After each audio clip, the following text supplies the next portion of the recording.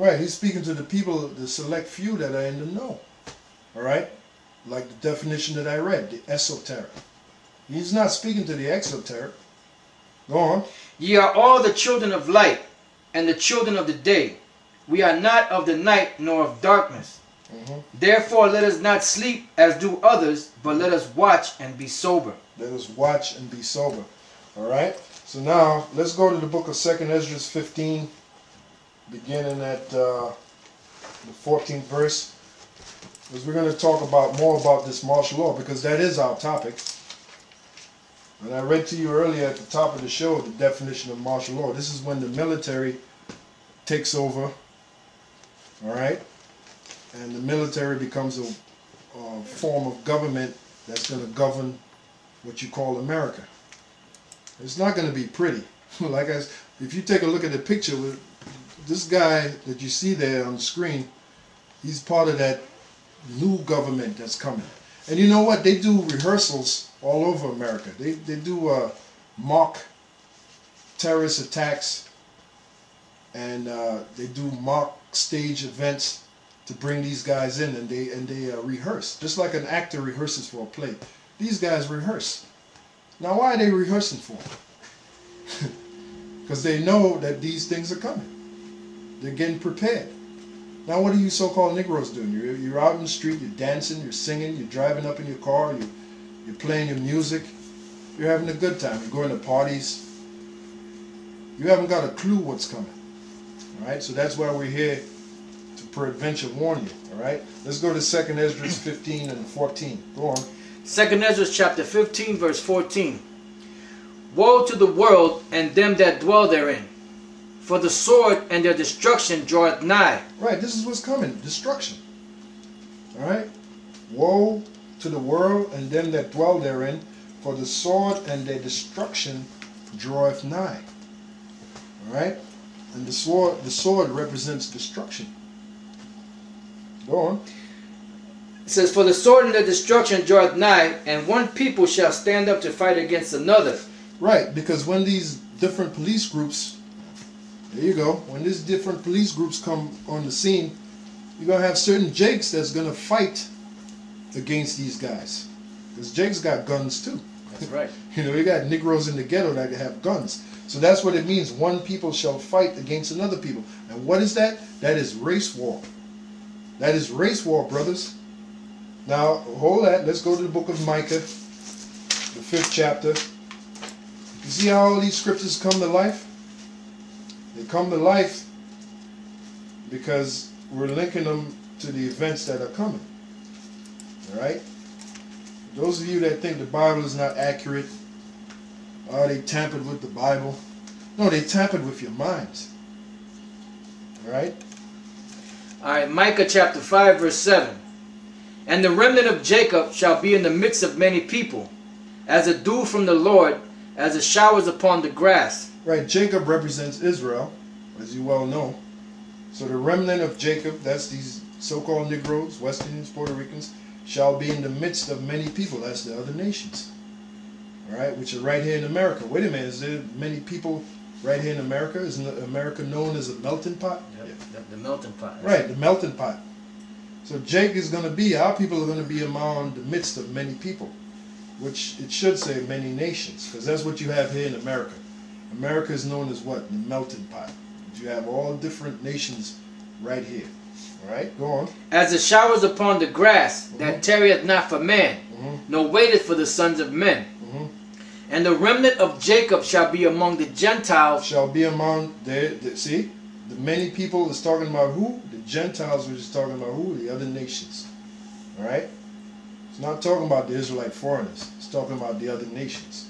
Go on. In the midst of many people. Go on. As a lion among the beasts of the forest, as a young lion among the flocks of sheep. Right, as a lion, and you all know the nature of a lion. A lion's nature is to be destructive. All right? Go on. Who if he go through, both treadeth down and teareth in pieces, and none can deliver. And none can deliver. All right, so these so-called Negroes, they're going to go head up with these different police groups, Guys like that. Skinheads. You know, right. You have your skinheads. You have all these different paramilitary groups. Cracker-ass cracker groups. Yeah, cracker-ass cracker groups like the brother said.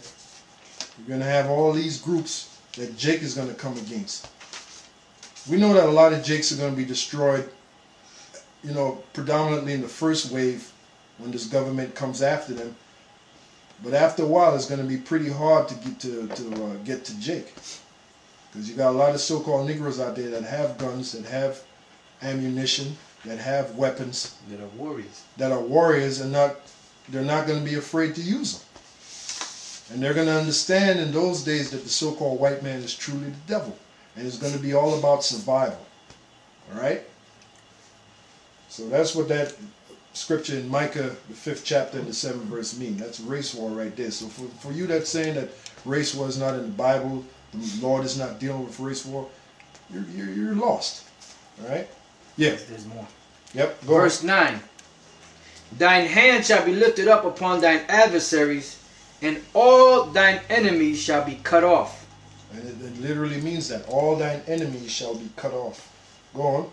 And it shall come to pass in that day, saith the Lord, that I will cut off thy horses out of the midst of thee, and I will destroy thy chariots, and I will cut off the cities of the land of thy land, and throw down all thy strongholds. And that's going to happen in one day when those nuclear missiles hit this place called America. That's another thing, too, that a lot of these other so-called Israelite groups are not teaching, that America is going to be destroyed by nuclear missiles.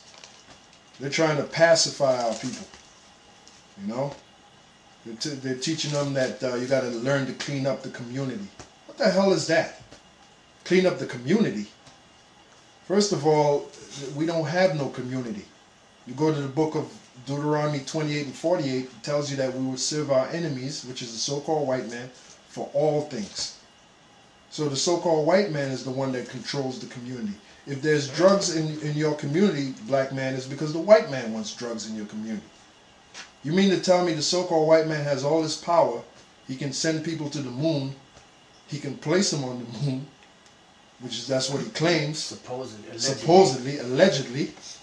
Alright, there's a debate on that.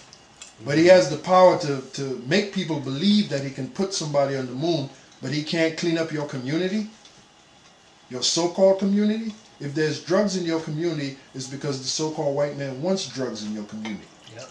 If there's guns in your community, it's because the so-called white man wants guns in your community. So don't be fooled by these guys talking about you can clean up your own community. That's bullshit. We're under the curses, man. The Most High put a series of curses on us, and that's why we're in the ghettos. That all goes back to the curses. And I mean, you know, why would you want to try to clean up your community when the Most High is going to destroy this place? Exactly. Talking about cleaning up your community like you said, like it's yours, you know? That's bullshit, man. And don't let these guys fool you, right? We looking. The scriptures say we're looking for the rest that's coming, which is the kingdom. Right. Not in no goddamn community. We're going to be resting in our own. You're going to have your own land, your own mansion. The one that Jesus Christ, the world calls Jesus Christ, said, "In my Father's house are many mansions." That's found in the book of John 14, I believe. We're going to have mansions, not no freaking community. All right? We're going to have palaces. You know, you can read about what we're going to have in the book of Revelation. I believe it's the 22nd chapter. All right? Yeah. Quick precept. Psalms chapter 149. And we're going to have slaves. How about that? Because royal people, we are royal people. Royal people have slaves. Royal people don't think small like cleaning up your community. Goddamn wasteland. Nothing but the air is all polluted. The land is all polluted. The hell with the goddamn community, man. It's time for you so-called Negroes to think big, man. Start thinking big. All right, go on. Alright, Psalms 149 and 5. Let the saints be joyful in glory. Let them sing aloud upon their beds. Let the high praises of the Most High be in their mouth, and a two-edged sword in their hand. Right, we're going to have the power. Living is having slaves, and you're going to have the power to beat the hell out of your slaves if you want to. That's power. That's thinking big. You have your slaves do everything for you. You don't have to do a goddamn thing. All right, go on.